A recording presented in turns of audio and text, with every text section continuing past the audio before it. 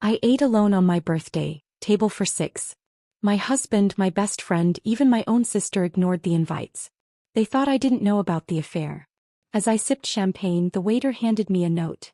Check your phones now. The champagne glass trembled in my hand as I stared at the photos on my phone. My husband Patrick kissing my sister Victoria, wearing my missing diamond ring like a trophy. Around me, the restaurant buzzed with birthday celebrations and anniversary toasts. But all I could hear was the deafening silence of 5 empty chairs at my table. 3 hours earlier I'd walked into Chez Laurent with such hope. The hostess Marie had greeted me with her usual warm smile. Table for 6, Mrs. Davidson? Special occasion? She'd asked, adjusting the fresh white lilies in the center of our reserved table. I'd practically glowed telling her it was my 47th birthday, that my family would be joining me for our traditional celebration. Patrick's bringing the cake, I'd told her, unable to hide my excitement. The red velvet one from Sweetheart Bakery, the same place we got our wedding cake 15 years ago. I'd mentioned that cake to him 3 times this week, dropping hints like breadcrumbs. Each time he'd nodded absently while scrolling through his phone, but I'd assumed he was listening. I always assumed he was listening. The first 20 minutes passed in nervous energy.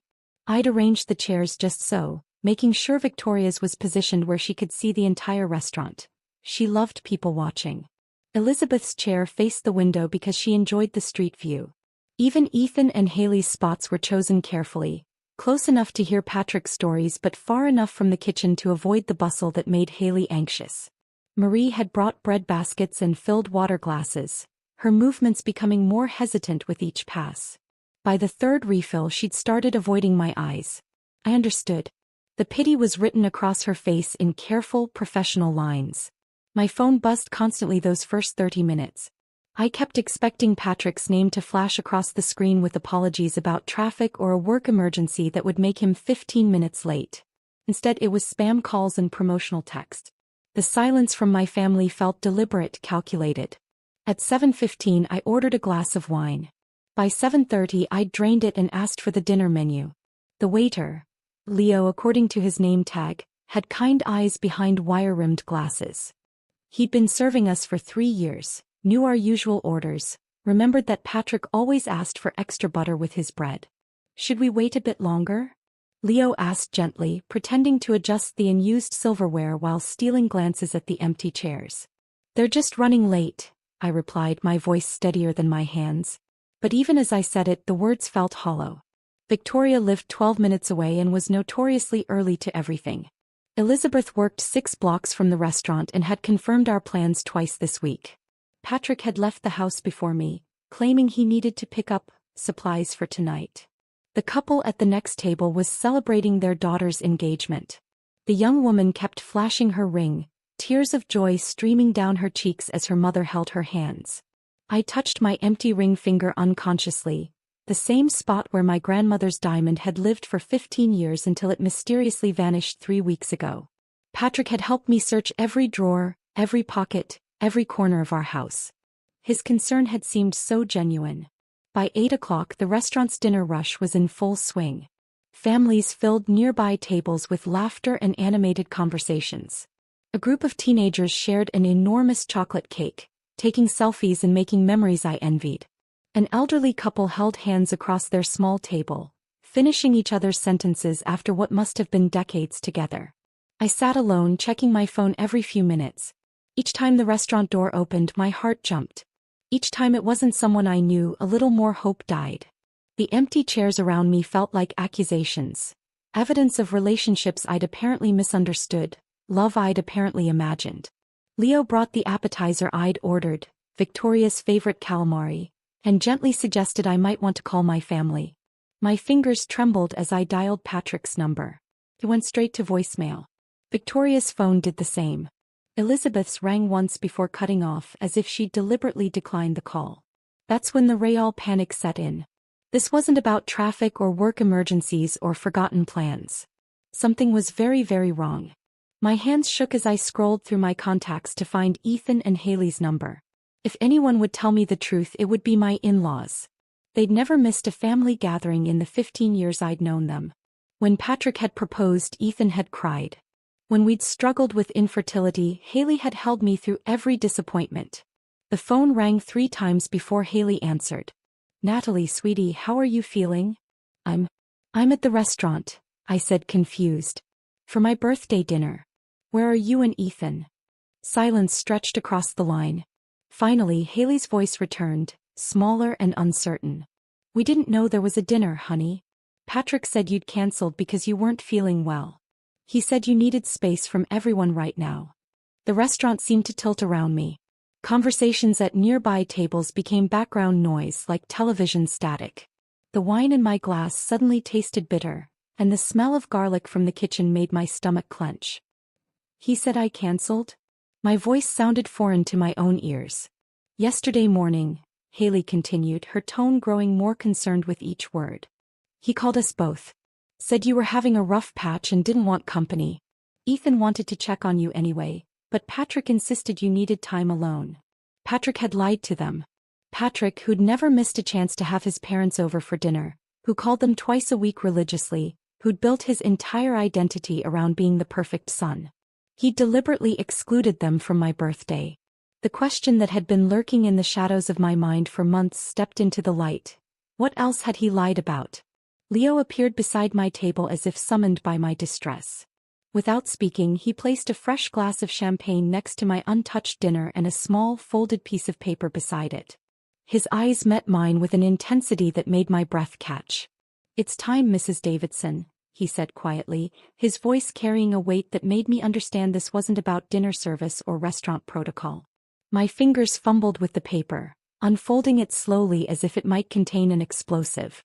The handwriting was careful, deliberate. "Check your phones now." I looked up at Leo, but he'd already stepped away, giving me privacy for whatever was about to unfold. Around me, the restaurant continued its evening rhythm. Clinking glasses, murmured conversations, the soft jazz playing overhead.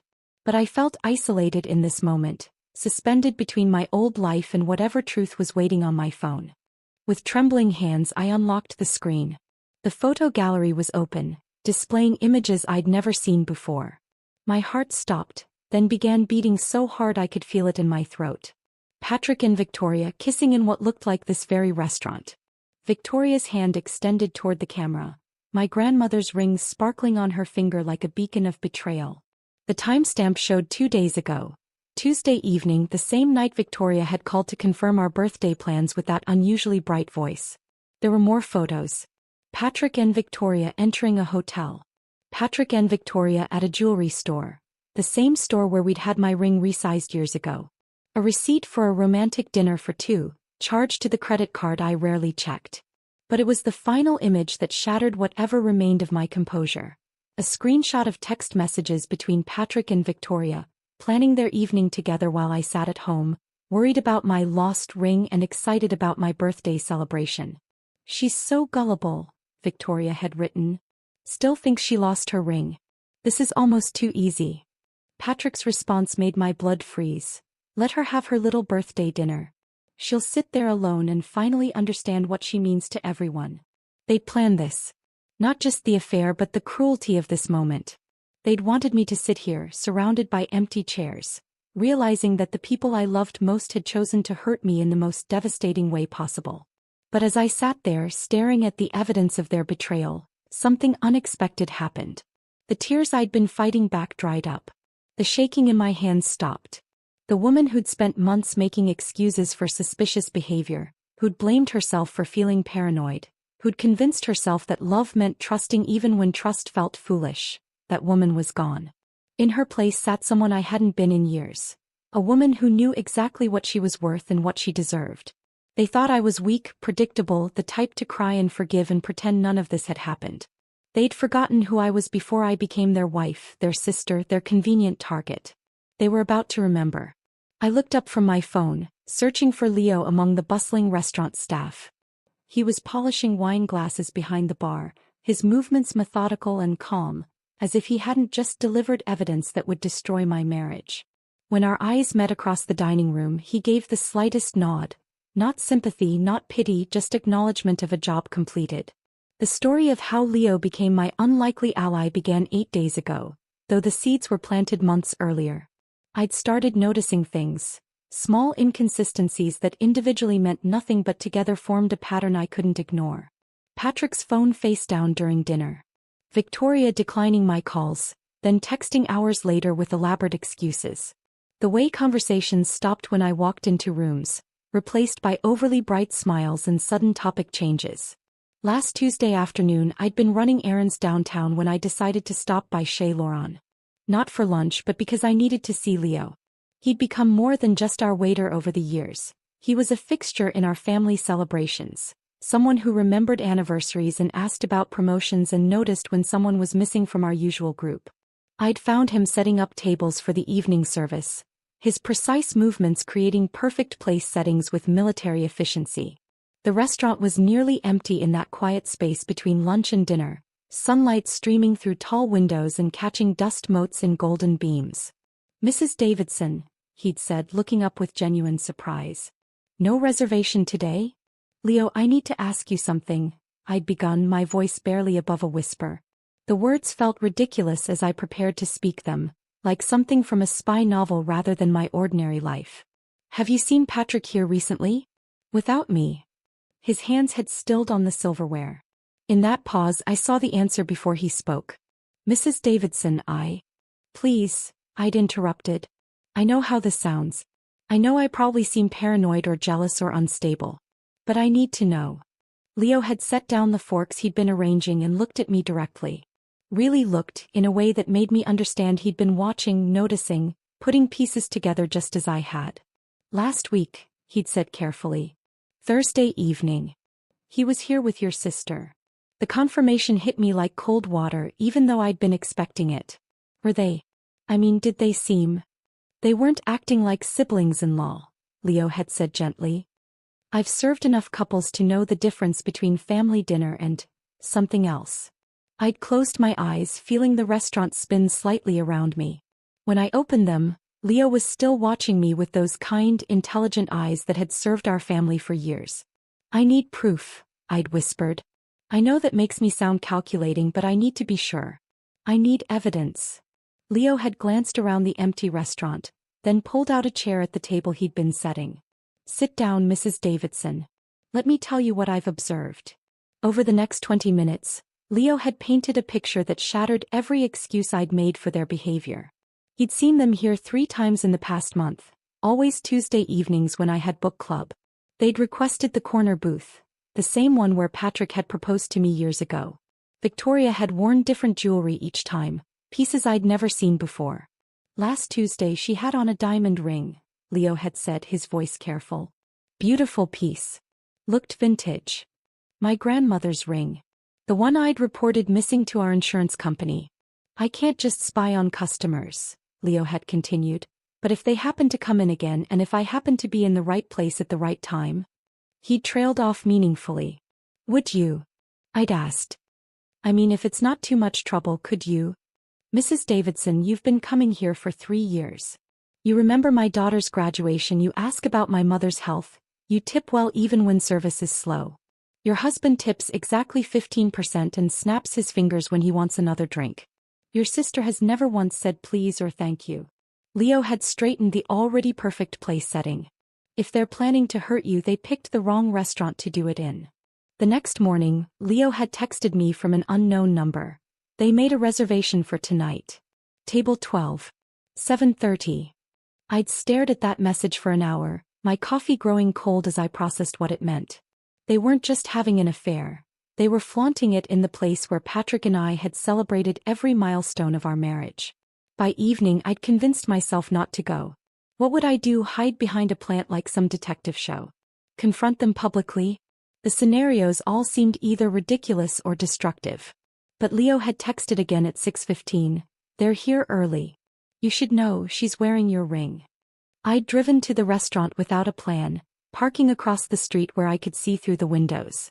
There they were at table 12, Victoria's left hand catching the candlelight as she gestured, my grandmother's diamond sparkling like it was celebrating its liberation from my jewelry box. My phone had buzzed with another message from Leo. "Kitchen entrance. Staff parking lot. I can get you inside if you want to see for yourself." I'd found myself walking through the back door of Chez Laurent like a character in someone else's story. Leo had given me a server's apron and pointed me toward the service station that offered a clear view of table 12. They can't see you from here, he'd whispered.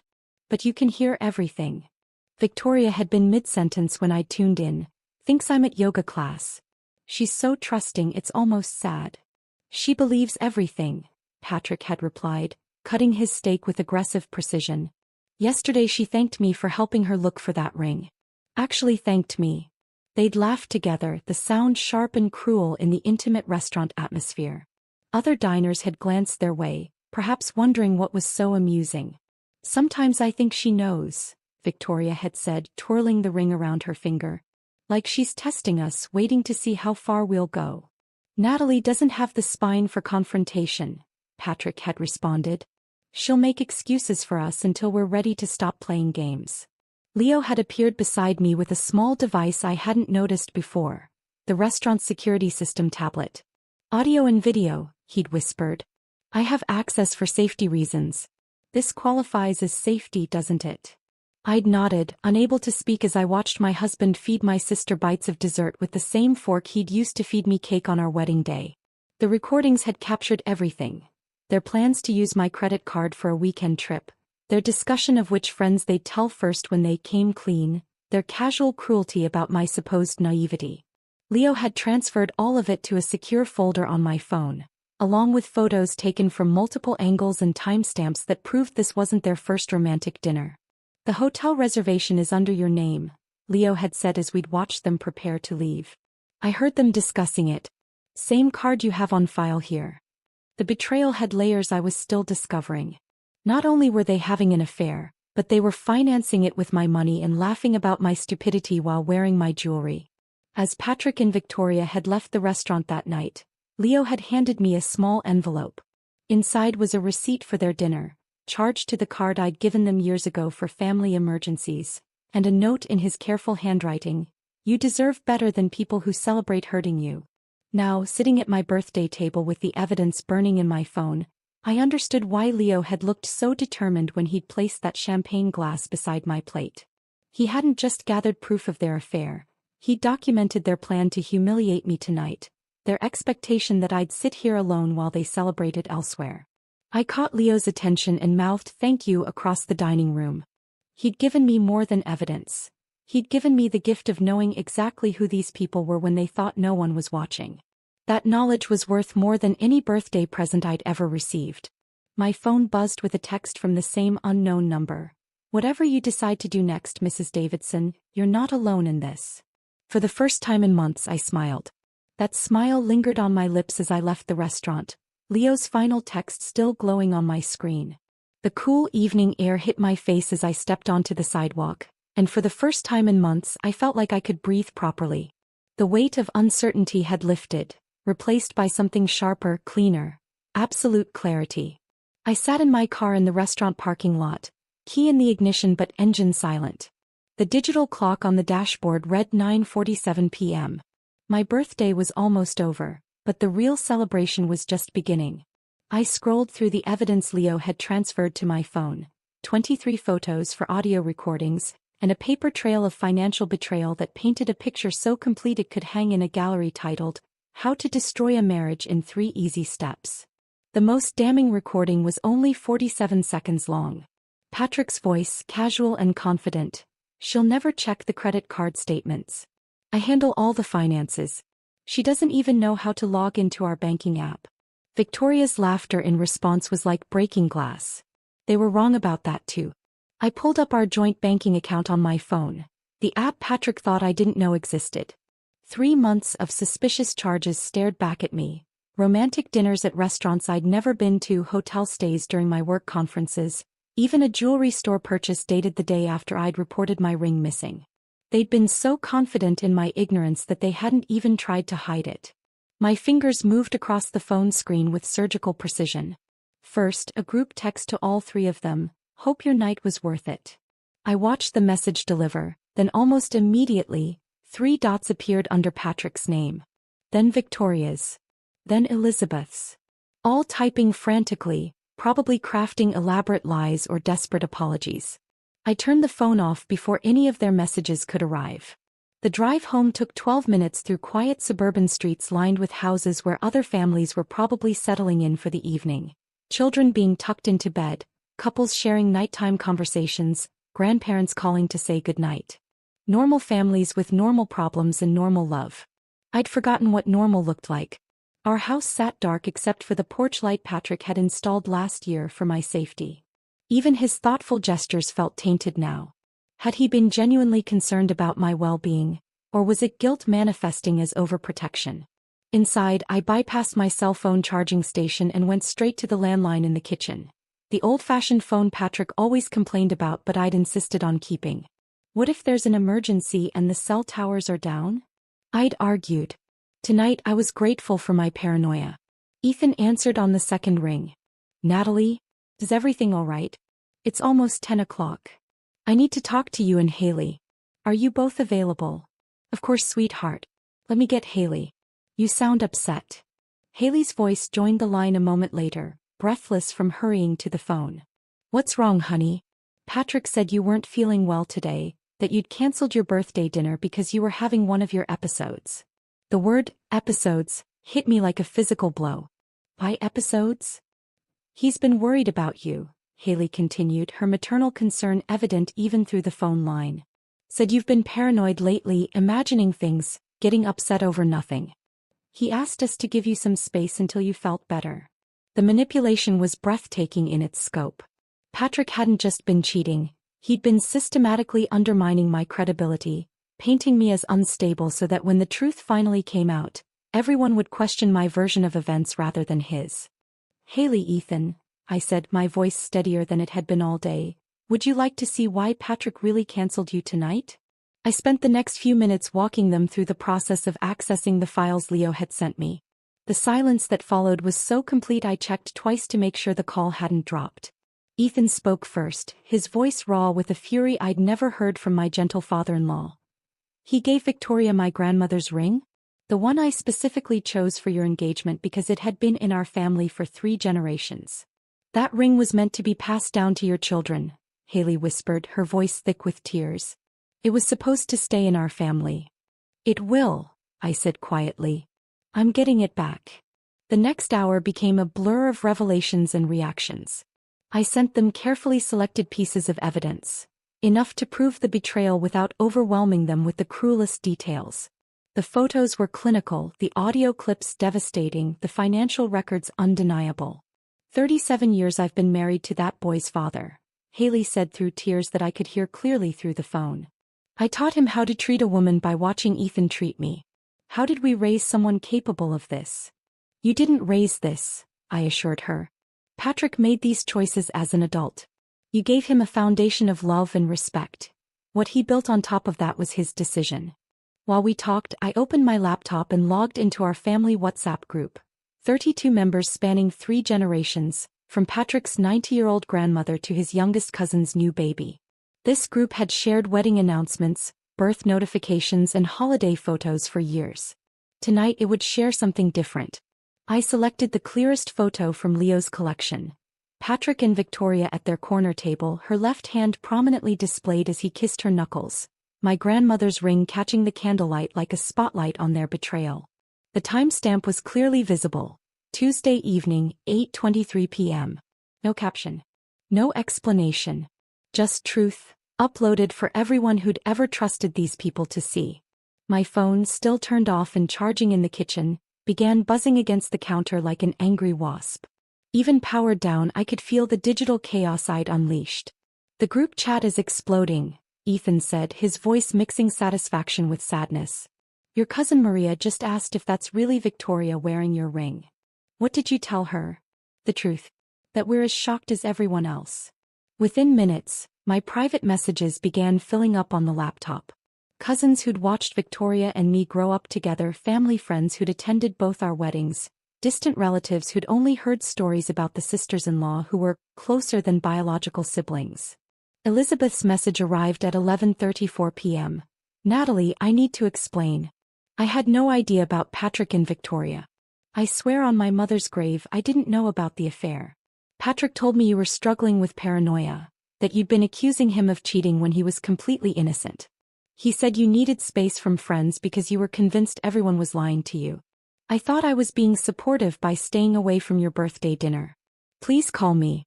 Please let me explain. I stared at her message for a long time, feeling something that wasn't quite forgiveness but wasn't hatred either.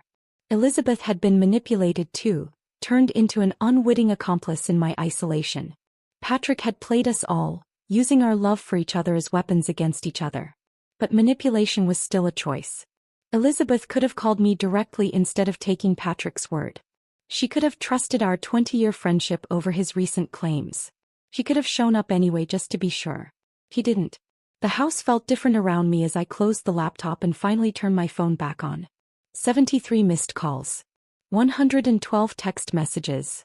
Voicemails that would probably take hours to get through.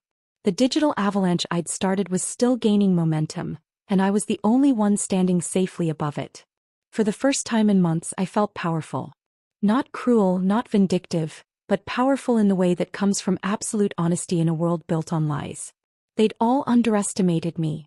Patrick, Victoria, Elizabeth, even myself. They'd forgotten that the quietest people often see the most, and the most trusting people fight the hardest when that trust is broken. Tomorrow would bring confrontations, decisions, and probably more tears. But tonight was mine. I woke at dawn to the sound of Patrick's key in the front door. 23 hours had passed since I'd uploaded that photo, 23 hours of digital warfare that had kept me surprisingly calm. I'd slept better than I had in months. The weight of secrets finally lifted from my shoulders. From my bedroom window, I watched him stumble out of his car. The same car he'd claimed was in the shop last Tuesday when Victoria had supposedly given him a ride to work. Another lie in a fortress built from them. His clothes were wrinkled, his hair disheveled, and even from the second floor, I could see the exhaustion etched into his shoulders. He'd spent the night somewhere, probably Victoria's apartment, trying to coordinate their damage control strategy. I almost felt sorry for them, scrambling to contain a disaster they'd created with their own arrogance. I made coffee and sat at the kitchen table, positioning myself with a clear view of the front door. The morning light streaming through our bay window felt different, cleaner somehow, as if the truth had scrubbed away years of accumulated grime. Patrick's whistling started before he even reached the kitchen, a tuneless melody that grated against my nerves. He walked in with exaggerated casualness, phone already in his hand, scrolling through what I assumed were desperate damage control messages. "Morning, Han," he said without looking up, his voice carrying that practiced lightness he used when he was lying. "Where were you last night?" I tried calling but it went straight to voicemail. The audacity was breathtaking. He was going to pretend none of it had happened, act like the previous evening's revelations were just a figment of everyone's imagination. I slid my phone across the kitchen island without a word, the photo gallery already open to Leo's carefully documented evidence. Then I stood and walked away, counting each step with deliberate precision. 1, 2, 3. My grandmother's china cabinet, inherited through 3 generations of women who'd never had to question their husband's fidelity. 7, 8, 9. The refrigerator covered with our vacation photos, memories I now understood were mostly fiction. 12, 13, 14. By step 12 I heard his sharp intake of breath, a sound like air being sucked from a punctured tire. By step 15 his coffee mug hit the kitchen floor with a ceramic crash that seemed to echo through the house. "You invaded my privacy." The words exploded from him as he stumbled after me, my phone clutched in his trembling hands like evidence at a crime scene. His face had gone pale except for 2 bright spots of red on his cheeks. I laughed. The sound surprised me, rich, genuine laughter that I hadn't heard from myself in months. "Patrick, you invaded my life. You stole my ring, my credit card, my trust, and my sister. Privacy was forfeited the moment you decided to destroy our marriage with someone who's supposed to love me." He tried to hand my phone back with shaking fingers, as if returning it would somehow undo what he'd seen. "Natalie, let me explain. This isn't what it looks like." "Really?"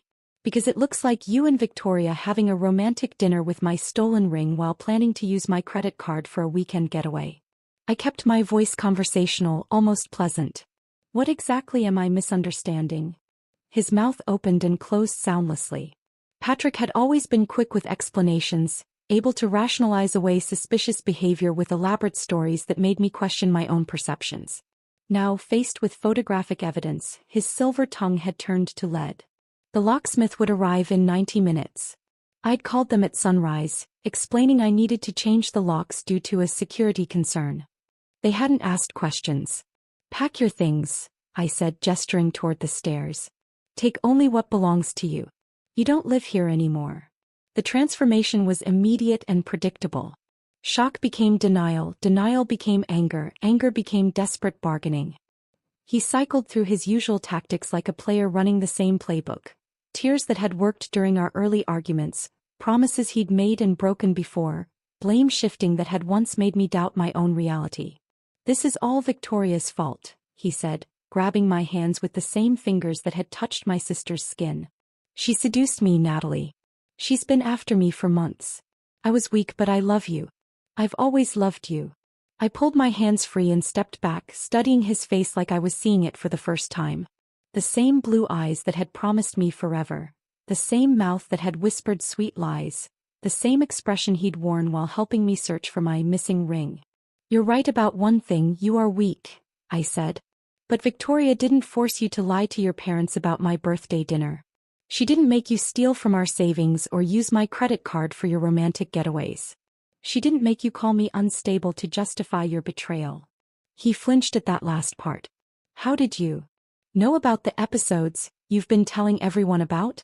The way you've been systematically destroying my credibility so people would question my sanity instead of your fidelity?" I smiled again, and this time it wasn't pleasant. "You underestimated me, Patrick. You forgot that trusting doesn't mean stupid." A car door slammed outside, followed by hurried footsteps on our front porch. Victoria right on schedule. She'd probably been calling Patrick all morning, planning their strategy, deciding who would say what and how they'd minimize the damage. She walked in without knocking, a privilege she'd earned as my sister-in-law and was about to lose as my betrayer. Her mascara was streaked, her hair uncombed, and my grandmother's ring still sparkled on her finger like a beacon of her selfishness. "Natalie, please," she began, her voice carrying the same pleading tone she'd used as a child when caught stealing cookies. "I didn't mean for it to go this far. It just happened." I looked at her, really looked, seeing clearly for perhaps the first time in years. This woman had held me while I cried about my marriage troubles, had listened to me worry about Patrick's distant behavior, had comforted me when I thought I was losing my mind over small betrayals I couldn't prove. "You wore the ring I searched the whole house for," I said, my voice steady despite the fury building in my chest.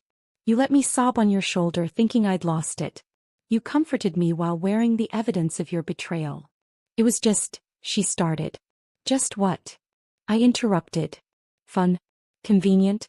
Did you laugh about it with him? About how stupid I was? About how easy it was to fool me?" Her silence was answer enough. Another car pulled into the driveway, Ethan's distinctive engine rumble. They'd driven through the night just as I'd expected. The confrontation was about to become a family affair. Ethan walked through the door first, his usually gentle face hard with an anger I'd never seen before. Behind him, Haley looked like she'd aged 10 years overnight, her eyes red and swollen from crying. Without a word, Ethan walked directly to Patrick and slapped him across the face. Not a theatrical movie slap, but the real thing, sharp, shocking, and absolutely final. The sound cracked through the kitchen like a gunshot.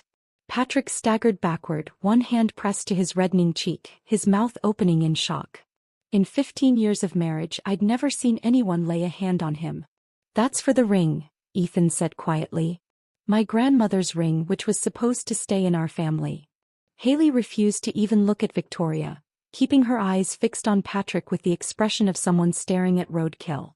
"You disgust me," she said, her voice flat and final. 30 years I've known you, Victoria. 30 years of birthdays and holidays and family dinners. 30 years of thinking you were someone worth loving."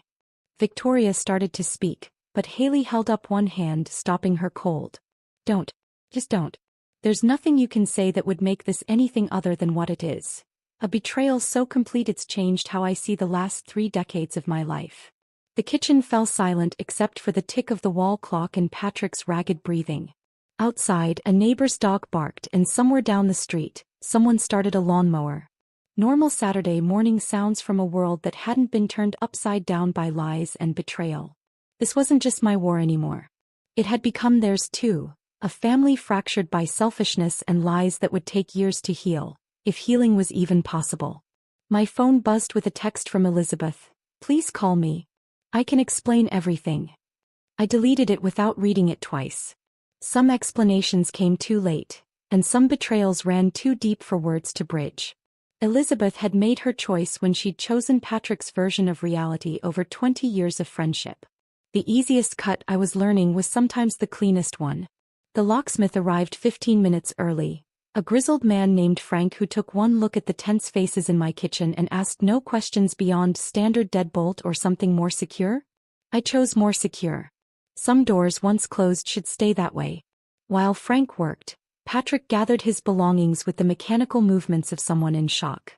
Victoria had disappeared without a goodbye, probably realizing that her presence only made things worse. Ethan and Haley sat at my kitchen table, drinking coffee and watching their son pack his life into garbage bags like the trash he'd made of our marriage. "The house is in both our names," Patrick said, his voice hollow as he stuffed shirts into a duffel bag. "I have rights." "You forfeited your rights when you started stealing from me," I replied, sorting through the mail that had accumulated over the past week. Bills, catalogs, and a letter from our insurance company about my ring claim. "My lawyer will explain the rest." That lawyer was Mia Chin, recommended by Haley's book club after her friend Janet had used her during her own divorce. "She's ruthless," Janet had warned, "but fair. If you're in the right, she'll make sure you stay there." 5 days after the confrontation, I sat across from Mia in her downtown office, watching her review the evidence Leo had gathered. She was exactly as Janet had described, sharp-eyed, no-nonsense, with the kind of confidence that came from winning battles others were afraid to fight. "This is remarkably thorough," Mia said, scrolling through the photos and financial records. "Your waiter friend should consider a career in private investigation." "He was just looking out for me," I said. "Good friends are worth their weight in gold," she replied, making notes on a legal pad. "Especially friends who document everything. The financial theft alone gives us significant leverage." The following Saturday, exactly 1 week after my disastrous birthday dinner, I made the same reservation at Chez Laurent. Table for 6, 7 o'clock. This time I'd filled every seat. Marie, the hostess, smiled when she saw me walk in with Ethan and Haley. "Mrs. Davidson, how lovely to see you again. And you've brought friends." "Family," I corrected, feeling the word settle differently on my tongue. "The real kind." Leo appeared almost immediately, his professional demeanor softening when he saw our group. "Mrs. Davidson, what a pleasure. Your usual table." "Actually, I'd like to request a different one," I said. "Something with a view." He understood immediately, leading us to a table by the window where I could see the street, the people walking by, the world continuing to turn despite the earthquake that had shaken my life apart. The fourth member of our party was Mia Chin, who'd agreed to join us after finalizing the divorce papers. She was smaller than I'd expected, with silver-streaked hair and eyes that missed nothing. "I hope you don't mind mixing business with pleasure," I said as she took her seat. "I find the best business often happens over good food," she replied, accepting the menu Leo offered. "Besides, celebrating victories is part of the process." The fifth chair belonged to someone unexpected, Dr. Sarah Martinez, the therapist Haley had recommended. I'd been seeing her twice a week, untangling 15 years of emotional manipulation and rediscovering who I was underneath Patrick's careful reconstruction of my identity. "It's important to have witnesses to your growth," Dr. Martinez had said when I'd invited her. "And I'd like to meet this Leo who helped you find your strength." Leo himself was our sixth guest, joining us during his break with the manager's blessing. He traded his server's apron for a simple button-down shirt, looking younger without the professional uniform. "I've never been a dinner guest at my own restaurant before," he admitted, settling into the chair beside Dr. Martinez. "You've never helped solve a marriage before either," I replied. "Tonight's about firsts." We toasted with real champagne this time, Dom Perignon, not the house brand I'd nursed alone a week earlier. Ethan raised his glass first. "To truth," he said, his voice steady despite the emotion in his eyes. "To endings," Haley added, her own glass catching the candlelight. "To new beginnings," I finished, feeling the words resonate through my chest. Leo brought out a slice of birthday cake, Chocolate with fresh strawberries instead of the red velvet Patrick had never delivered. On the house, he said with a wink, setting it down with a single candle. Better late than never. As I blew out the candle, I made a wish I'd never thought to make before. For the strength to keep choosing myself every day for the rest of my life. The weeks that followed blurred together in a symphony of small victories and practical decisions. Patrick tried everything: guilt trips that fell on deaf ears, love letters that went straight to the trash, flowers delivered to my office that I donated to the local nursing home. He showed up at my favorite coffee shop, at the grocery store, at places he knew I'd be, always with the same desperate expression and rehearsed apologies. I made a mistake, he'd say, as if betrayal was something that happened accidentally, like spilling coffee or forgetting an anniversary. You made a choice, I'd reply, walking past him like he was a stranger asking for directions to somewhere I'd never been. I blocked his number, closed our joint accounts, and froze the credit cards. Each practical step felt like shedding old skin, revealing something stronger underneath. The woman who'd once apologized for existing was learning to take up space without asking permission. The confrontation with Victoria came 3 weeks later at the Whole Foods on 5th Street. I'd been shopping for dinner ingredients, finally learning to cook for one person instead of always preparing meals for two. She was in the produce section, looking thinner than I remembered, her usual confidence replaced by something that looked like fear. She saw me first, her face cycling through emotions I couldn't read. When our eyes met across the Apple display, I walked directly toward her, my hand extended. "Pie ring," I said simply. She looked around as if hoping someone would rescue her from the conversation. The produce section continued its Saturday afternoon bustle around us. Families picking vegetables, couples debating dinner plans, children begging for candy. Normal people living normal lives. "Natalie, The ring, Victoria." She slipped it off without another word, her face red with shame and anger. The diamond felt heavier than I remembered, weighed down by the lies it had participated in. I walked straight from the grocery store to Pawn King on Madison Avenue, where a thin man with kind eyes offered me more than I'd expected. "Gilt jewelry always sells for less than love jewelry," he said with a knowing smile, "but this piece has good bones. Someone will treasure it properly." I used the money for legal fees and a weekend getaway to Napa with Ethan and Haley, my real family, the ones who'd never lied to protect a lie. We stayed at a bed and breakfast run by a woman who'd been divorced twice and married 3 times. "The third time's the charm," she told me over breakfast, "but the first time being alone is magic." Victoria moved out of state within the month, according to the family gossip network that had become my unlikely intelligence service. Haley told me she didn't even attend her own goodbye dinner. The few friends she had left were too disgusted to show up. "Let her eat alone," Haley said with grim satisfaction. "Now she knows how it feels." But I felt no satisfaction in Victoria's isolation, no pleasure in her pain. I'd turned my own pain into something more valuable. Peace, clarity, and the hard-won knowledge that I could survive anything as long as I didn't have to survive it while pretending it wasn't happening. I didn't scream or break dishes or slash tires. I didn't need dramatic gestures or public scenes. I just showed them exactly who they were, and in doing so discovered who I could be without them. That discovery was worth more than any marriage I'd lost. The discovery that would define the rest of my life was worth more than any marriage I'd lost. 3 months later, as I sat in my newly renovated home office, I could see that truth clearly. The room had been Patrick's den before. Dark wood paneling, leather furniture that smelled like his cologne, shelves lined with books he'd bought to impress visitors but never read. Now it was mine. Bright white walls, a standing desk by the window, and plants that actually received sunlight. But the centerpiece wasn't my new computer or the certificates from my freelance writing courses. It was a simple black frame hanging above my desk, containing a small piece of paper with 4 words written in Leo's careful handwriting: "Check your phones now." That note had arrived at the exact moment I needed it most. Not just the information it contained, but the reminder that someone somewhere was paying attention to my pain and chose to act. It represented the first honest communication I'd received in months, maybe years. No sugarcoating, no gentle evasion, no well-meaning lies to protect my feelings. Just truth, delivered with surgical precision. I'd had it professionally framed 2 weeks after the divorce was finalized, treating it with the reverence other people reserved for diplomas or family portraits. Below it, in my own careful script, I'd added a line that had become my daily mantra. Don't wait for them to remember you. Remind them who you are. Sometimes I caught myself staring at those words, remembering the woman who'd sat alone at table 6, still hoping her betrayers would walk through the restaurant door with cake and apologies. She felt like a character from someone else's story now, sympathetic but foreign, like reading about a stranger's misfortune in the newspaper.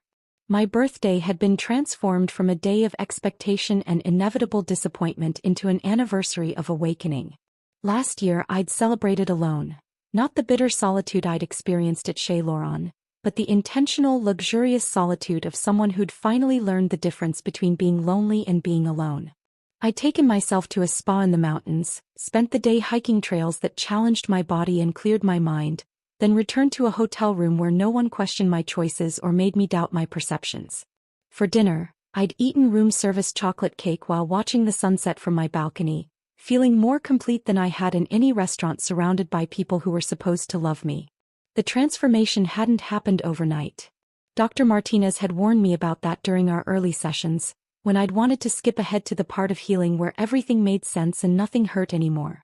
Recovery isn't linear, she'd said during one particularly difficult session where I'd spent most of the hour crying. Some days you'll feel powerful and some days you'll feel like you're back at square one. That's normal. That's human. She'd been right about the setbacks, but she'd also been right about the breakthroughs. The first time I'd gone a full day without thinking about Patrick or Victoria or Elizabeth, I'd actually panicked, worried that forgetting them meant I was becoming callous or unfeeling. Dr. Martinez had laughed, not mockingly, but with the warmth of someone who'd guided countless people through the same fears. Healing isn't forgetting, she'd explained. It's remembering without bleeding. The journaling had started as homework from therapy but evolved into something more essential than daily vitamins. Every morning I filled pages with thoughts I'd kept locked away for years, observations about my marriage that I'd dismissed as paranoia, dreams I'd abandoned to support Patrick's ambitions, moments of clarity I'd talked myself out of because they weren't nice or supportive. One entry, written 6 months after my birthday disaster, had surprised me with its honesty. I think I knew about the affair long before I admitted it to myself. The signs were everywhere. Patrick's new cologne, Victoria's sudden interest in my schedule, the way they both became overly helpful when I mentioned feeling suspicious. I let them convince me I was imagining things because confronting the truth felt more dangerous than living with the lies. Reading those words back to myself had been like looking at an X-ray of a broken bone I'd been ignoring, painful but necessary for proper healing. The freelance writing had begun as financial necessity but become creative liberation. Without Patrick's opinions about what constituted real work, or his subtle discouragement of my ambitions, I'd discovered I had opinions worth sharing and stories worth telling. My first published article, about recognizing financial abuse in marriages, had been read by thousands of women who'd shared their own stories in the comments. "You saved my life," one woman had written. "I've been making excuses for my husband's behavior for 8 years, but your article helped me see the patterns. I'm meeting with a lawyer next week." Those messages became the fuel for more articles, more speaking engagements, more opportunities to transform my pain into purpose. The woman who'd once apologized for taking up space was learning to use her voice to create space for others. The house had been transformed too, room by room, like a slow-motion renovation of my soul. Patrick's golf trophies in the living room became bookshelves lined with novels I'd wanted to read but never found time for. His man cave became my office. The master bedroom was repainted from the beige he'd preferred to the soft blue that made me feel calm. The kitchen, where I'd prepared thousands of meals for a man who'd criticized my cooking while stealing my money, became my favorite room. I'd learned to cook for one person, not because I was alone but because I was whole. Friends visited now, real friends who asked about my dreams instead of updating me on their husbands' achievements. Colleagues stopped by to collaborate on projects that excited me. Ethan and Haley came for dinner every Sunday, filling the house with laughter that felt genuine instead of performed. The woman who'd once sobbed into her salad at table 6 truly didn't live here anymore. In her place was someone stronger, clearer, unafraid of empty chairs or silent phones. Someone who understood that the opposite of loneliness wasn't being surrounded by people. It was being surrounded by people who saw her clearly and chose to stay. Patrick still texted occasionally from blocked numbers, usually late at night when alcohol made him sentimental about what he'd lost. The messages always followed the same pattern: regret, promises, blame for everyone except himself. I deleted them unread, not out of anger but out of indifference. His words had lost their power to hurt me the moment I stopped believing they contained any truth worth considering. Victoria had sent a Christmas card last year with no return address, as if anonymity could somehow resurrect a relationship she'd murdered with her own hands. I'd used it to start the first fire in my new fireplace, watching her forced cheer curl into ash while I sipped hot chocolate and planned my New Year's resolutions. Elizabeth appeared in my social media suggestions sometimes, Facebook's algorithm still trying to reconnect relationships that were better left disconnected. I scrolled past without curiosity or anger, the way I'd scroll past an advertisement for something I'd already decided I didn't need. They'd lost the best thing they'd ever had. Someone who'd loved them unconditionally, who'd forgiven their smaller betrayals and celebrated their successes as if they were her own. Someone who'd made excuses for their behavior and carried their secrets and prioritized their comfort over her own peace of mind. All I'd lost was the weight of their lies, the exhaustion of pretending their love was real, and the constant anxiety of waiting for the other shoe to drop. Not a bad trade at all. If this story of betrayal and empowerment had you captivated from start to finish, hit that like button right now. My favorite part was when Leo handed Natalie that note saying, "Check your phones now." The moment everything changed. What was your favorite moment? Drop it in the comments below. Don't miss more incredible stories of strength and justice like this. Subscribe and hit that notification bell so you never miss an upload.